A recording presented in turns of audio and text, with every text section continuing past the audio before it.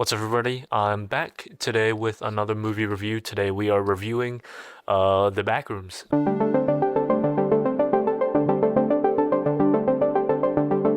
So this film is based on a YouTube video that was viral a couple years ago, where it's like a found footage, eerie, like urban legend video. I don't know.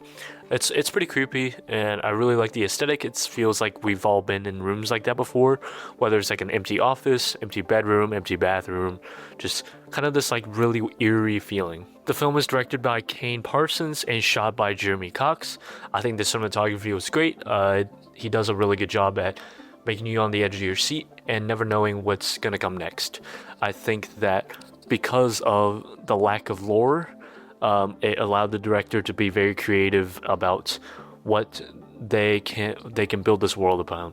But that also is one of my issues, which I'll get into. Our main character's name is Clark, and this film explores his life as the owner of a failing furniture store. The film starts with a found footage sequence as someone explores this back rooms and finds a bunch of peculiar things, just kind of walking around. It's like a 4 or 5 minute sequence of him just falling down and looking around in the back rooms, and by the end of it we cut and we see like a TV with a bunch of like scientists or somebody just staring at the TV, looking right back at the character at the beginning.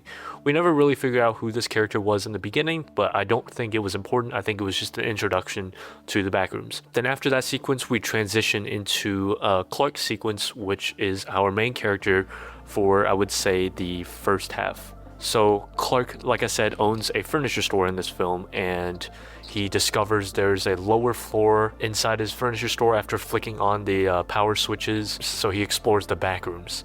There's a good like 15-minute sequence of him exploring. It kind of drags on for a little bit, which is one of my issues, but I think that they do a really good job at kind of showing you the aesthetic. It could have been like a tad bit shorter, maybe like 2 minutes shorter. It just, some of the shots just dragged on too long and it kind of lost my attention, but that's just a very slight and minimal pick. He gets his employees to come with him to explore the back rooms with him, and then I think he tells his therapist, and the therapist doesn't believe him, and there's this whole like role-playing sequence during the therapy session. Was pretty interesting. That comes back later in the film. The foreshadowing was really good. I thought they did a really good job at that. And as the therapist explores the back rooms, she kind of just does the whole like getting lost in the back rooms, looking through the doors, just that kind of whole sequence. And we follow her, and it kind of gets into a twist where we see a painting of a pirate man, and there's like a bunch of just like kids drawings. Yeah, so we follow them. Clark shows up again and knocks out our therapist, and then she wakes up in a dining room set. There was like a dude in a wheelchair with like 4 legs, and like his face is all weird. And then there was a big dude that sat next to her he had like 3 noses, like 6 eyes. And then there was the wife, which important part that I skipped was that Clark, his wife, left him. That was kind of like a big thing with the therapy session, where the therapist roleplayed as his wife and told Clark to roleplay as himself, and they kind of went through the whole Clark getting kicked out of the house sequence, which was super interesting. Made me a little bit uncomfortable, but I think maybe that was the purpose, so they did a good job of that. Yeah, she explores the back room. She gets knocked out by Clark. She wakes up.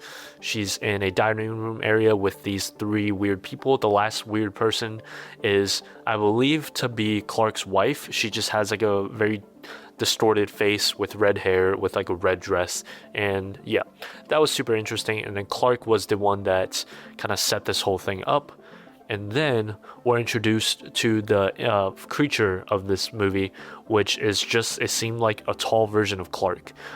He is a pirate, essentially. He's this like pirate persona, and it's very creepy. Then he bites Clark and he kills Clark. It seems like he kills Clark. She tries to flee. There's a whole generic running away from the monster sequence. Nothing too special about that. So that goes on. And then the entire other sequences were just, it felt a little bit rushed, to be honest with you. It was like the scientists, they get her, they ask her questions, and then the ending, she wakes up and she's in the back rooms, and her face is all distorted, and she's just sitting on the chair. But yeah, there was I like walked out of the theater like 20 minutes ago, so I'm still trying to get my thoughts together, but this is my very raw reaction to the film. So let's go into some things that the film did good and some things it could have worked on, in my opinion. The film does a really good job at keeping you on the edge of your seat. I think that the director and cinematographer do a really good job at conveying the sense of eeriness. Like I said in the beginning of the video, you felt like you've been in these types of rooms before. I think that's also why it made the story so compelling. It's just that we can see ourselves in rooms like this. Like we've all been in silent rooms alone where it feels like someone's watching us. But yeah, I think the really like orange greenish tint, the color choice, really adds a lot to it. That was probably the best part of the movie, was just the aesthetic and the world that the director and cinematographer built in the back rooms. The issue I had with this movie was the lore building. I think that the film could have done a little bit better explaining what the backrooms were. There were some questions that I left the theater with. I just think that the director and the writers could have done a little bit better of a job explaining the lore. Maybe that was the point of the movie, was for me to leave with questions, but there was just some questions I had unanswered.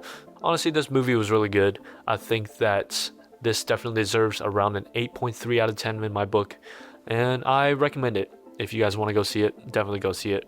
Comment below. This is just a raw out of the theater reaction of the movie. Yeah, it's pretty good.